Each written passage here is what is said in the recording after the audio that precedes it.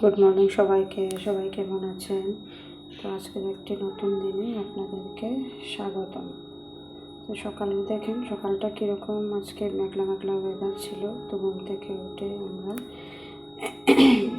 কাজ টাজ করে নিলাম। আজকে সকালবেলা ঘুম থেকে উঠে বিছানা গুছিয়ে নিয়ে তো তারপর আমরা সকালে একটু জলখাবার রেডি করেছিলাম। আমি আজকে একটু রুটি বানিয়েছিলাম, আজকে বন্ধ ছিল তার জন্য একটু রুটি বানিয়েছিলাম। রুটি বানিয়ে আলু ভাজা করেছিলাম।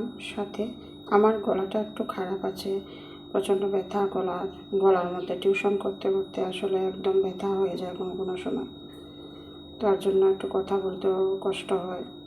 তো আজকে দেখুন, তারপর আমি দুপুরে রান্নাবান্না করেছিলাম। ওইদিকে তাতুইয়ে একটু ক্রাফটের কাজ ছিল ওর, তো সেটাই করছিল আর কি। তো ওর ইউটিউবে চ্যানেল আছে সায়নিকাস আর্ট, আপনারা চাইলে এখানে দেখতে পারেন।